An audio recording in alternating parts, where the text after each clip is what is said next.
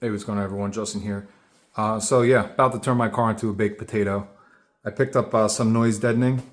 Since I'm going to be installing a stereo system in it, the subwoofer is going to be installed in the back passenger side, and then the component speaker is going to be in the door panel. So typically what you want to do is put a little bit of sound deadening behind where the speaker is going to be mounted. And then also, like anything that's going to rattle, you basically want to have sound deadening on it. I'm also going to be putting some insulation down as well, just for temperature control and that sort of thing. So I actually had this left over from another project. It's actually my last car. I think this is Noico. I don't know how thick this is, probably like 5 mils. So this is a foam insulation. And what I did in the past is I put down the tar and foil insulation. That's kind of like self-adhesive. It sticks down right to the chassis. And I put this down on top. And I'm going to take the same approach here. I'm not going to go too crazy with this. I don't have a lot of it. But I do have a new box of the foam. Or I'm sorry, of the foam foil insulation. Jeez, I can't even talk right now. So I'm going to start with that. So what I've done already, if you can see in the car, is I've just kind of scrubbed everything. So it's like completely clean. I'm going to let it dry, and then I'll show kind of like the main points that I'm going to be focusing on in 1 second. But let me turn this camera around, show you what I'm dealing with the foam. All right, so went to Amazon. You get this stuff. It's called Silis. I actually saw it, funny enough, at Ace Hardware. They had like samples of it, small pieces for like $10, which was ridiculous since I only paid maybe $50 for this entire thing. But just so you can see the weight of this, and a lot of people are gonna kind of resent the fact that I'm adding weight to a Lotus, but hey, look, I need to be able to take conference calls, so I want a little bit of sound deadening. I throw this on a scale. You can see it comes in at 17 pounds. So assuming I did the entire pack, you're talking 17 pounds. I mean, come on, that's almost negligible. So if I lost 17 pounds, that would make a bigger difference, right? Or that'll make up for that difference. So let's just say that's not a problem. Inside the car, as far as the attachment points, and sorry for the spinning around. I'm trying to get hold of this new gyroscope that I have that's holding my camera, but you could see that here's the existing factory insulation, and it's like basically nothing. You're talking like a mil thick. It's kind of like just a little bit of tar. I'm sure it's better than nothing, but I'm basically what I'm planning on doing is just adding foil basically on top of these points. So underneath the wiring, on top of that, I'm going to stick down some of that foil. I got to clean a little bit better in here too, but you can see that there's that. You have it in the footwells. There's some. So I'll basically overlay it on top of that. I don't know if I'm going to put anything on top of this. It doesn't really seem like that makes sense, but yeah, let me do in between. I'll do that. Maybe I'll just do the foam on top of this. And then in the back, you can see that there's actually a good amount of insulation back here. So I'll pull up this Velcro, and then I'll just attach the foil on top of this. And I'll just basically span the entire thing. In the back corner here, I'm going to be sound deadening the little box that mounts back here. So I don't need to get too nuts with this. It's going to be a closed box.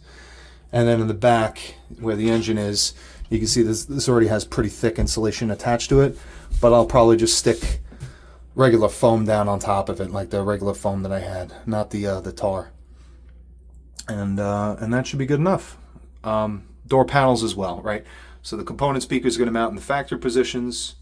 I'm going to put a little bit of foil on the doors themselves, and then behind where the speaker mounts, and that should be that.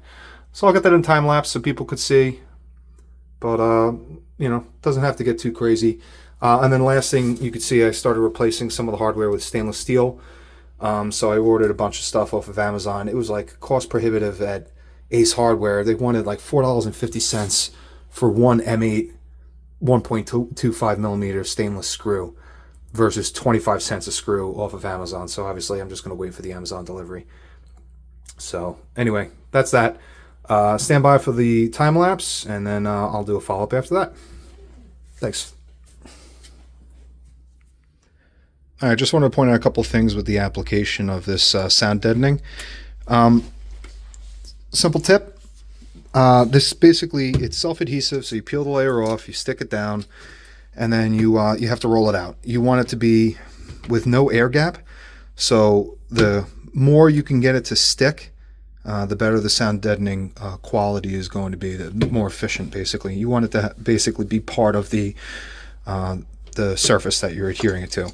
So you could get a cheap roller like this, and that's going to help you roll it out and accomplish that task. Other thing, bolt holes, right? In previous builds, I would just stick this over, I would smooth it out, I would kind of see where the hole is, and then I would kind of just, put the bolt through it. It's a pain because you have the bolt going through the tar, there's going to get tar on the bolt, on the threads, and then it's kind of, not easy to put it in. So what I'm going to do instead is I'm just marking off where the hole is. I'm going to cut this out of the foil, and then I'm going to stick it down. I really don't need sound deadening all around this. That's fine. So like I said, I'll make a nice enough opening so that the holes will be exposed, and then I'll just stick the bracket down that was previously bolted up here. So that's basically it. And then the surface itself, I cleaned with isopropyl alcohol. That's to help the adhesive quality, obviously, as part of the surface prep. So this will go down and it'll stay down. So anyway, I'm going to get back to this, cutting it out, sticking it, and rinse repeat for the entire vehicle. Well, at least most of the surfaces that I want to pay attention to. Okay.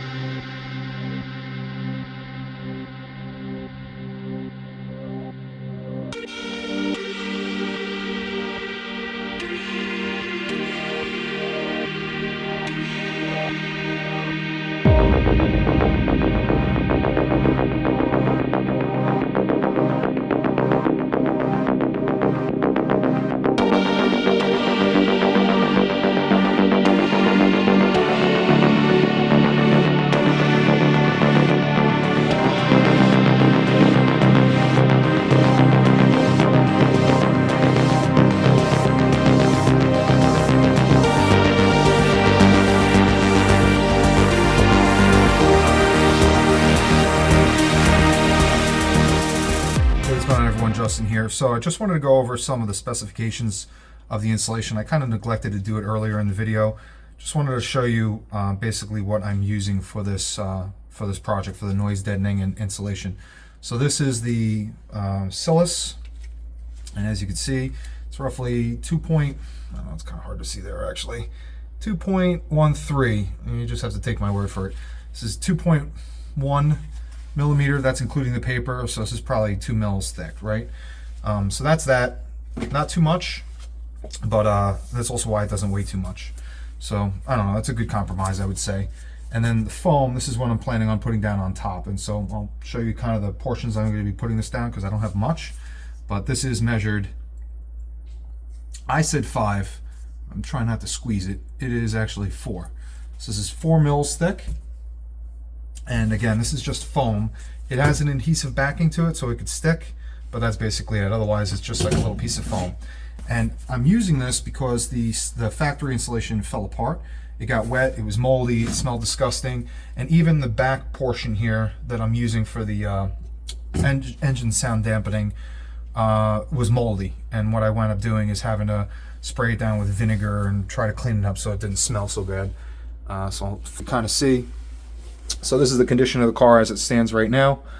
All the major parts that had the factory insulation are covered, and now I'm down to the foam. And so I really don't have too much of this stuff.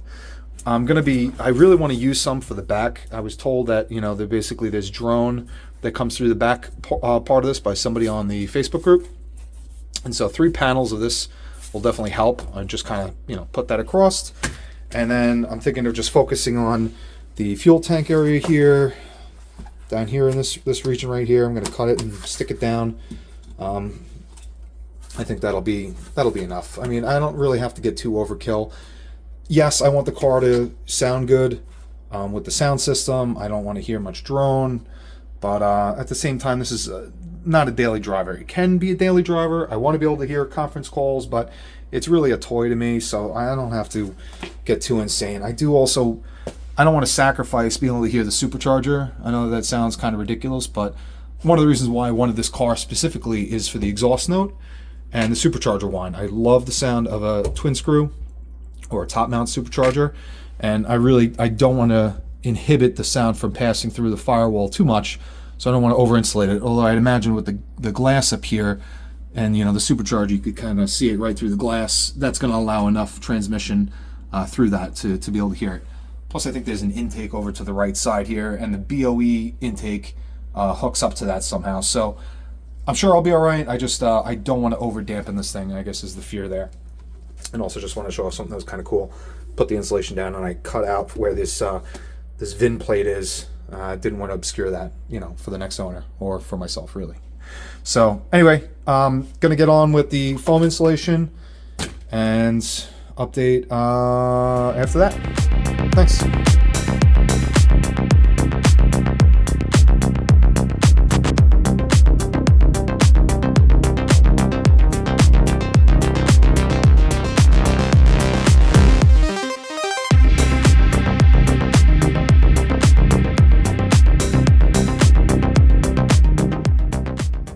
Hey, what's going on, everyone? Just want to supply another update now that I've had time to finish up most of this insulation.